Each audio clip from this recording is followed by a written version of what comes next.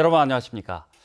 포항 지진은 국책 사업인 지열 발전을 연구하다 촉발해 정부의 배상이 요구되고 있습니다. 하지만 정부 대책을 이끌어내야 할 정치인들은 립 서비스뿐이고 여야가 극렬히 싸우는 통에 이재민들만 서럽습니다. 김기영 기자가 보도합니다.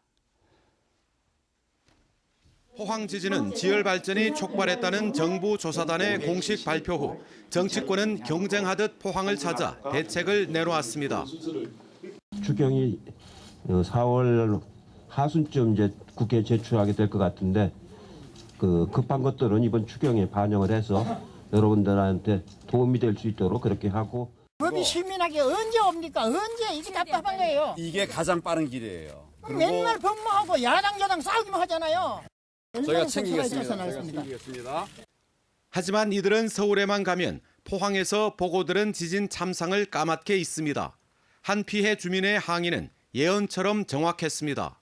대통령부터 국무총리까지 국회의장까지 다 왔다가 가가지고 전부 가면 입싹다가 부르 말하면 있습니까? 똑같아.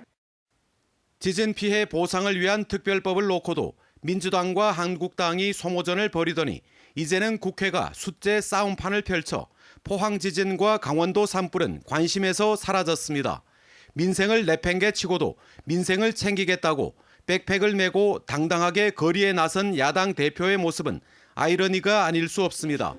김정재 의원은 포항 지진 특별법 관련이 정치 이슈에서 100위권에도 못 든다며 투정하고 있고, 박명재 의원은 감사원이 제대로 감사하는지 압박할 필요성을 지진 대책위에 주문하는 등 국회의원이 해야 할 일에 훈수나 두고 있습니다.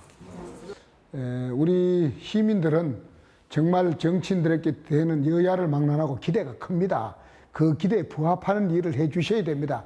그렇지 않을 때는 시민의 분노는 정말 걷잡을 수 없습니다. 여당의 두 지역위원장은 현역 의원이 아니어서 영향력을 발휘하지 못하고 있습니다. 정부도 추경 예산안에 경상북도가 요청한 3,700억 원의 3분의 1인 1,300억 원만 반영해 포항 시민 입장에서는 생색내기용 대책에 불과합니다. 추경안을 보면은 소상공인이나 일자리 창출 같은 예산도 있지만 지금 저희 피해자들한테는 가장 중요한 게 주거 안정입니다.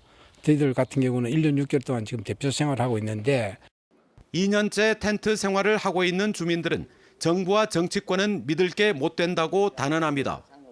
민생 생각했어요. 국회가 저길 밥그릇 싸움하고 맨날 선거에 선거 내년 선거 때문에 지금 싸우고 당장 우리가 필요한 사람한테는 아무것도 지금 안 해주고. 앞으로 어떤 정치인이 지진 현장을 방문할지 몰라도 사진 찍기용 의전이라면 오지 않는 것이 좋을 듯합니다. MBC 뉴스 김기영입니다.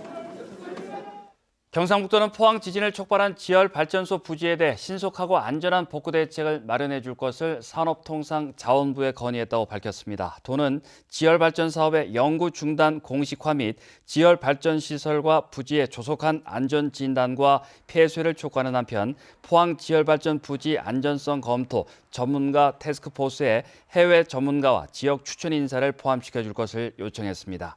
이와 함께 시민 불안감 해소를 위해 지진연구소와 지진 관측소 설립 등 지진 감시 시스템 강화를 요구했습니다.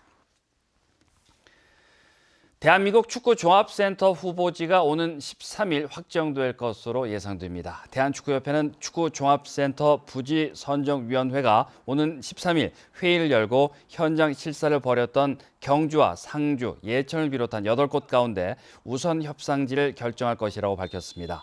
축구협회는 해당 지자체의 경쟁력이 무엇보다 중요한 기준이 될 것이라는 입장을 보이고 있습니다. 공직선거법 위반 혐의로 기소된 자유한국당 김종영 경북도 의원에 대한 항소심에서도 의원직 상실에 해당하는 벌금 300만 원이 선고됐습니다.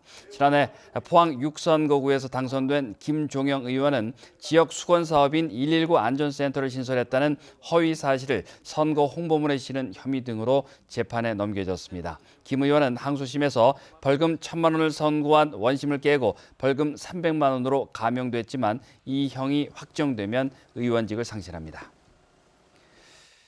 이상으로 MBC 뉴스를 마칩니다. 고맙습니다.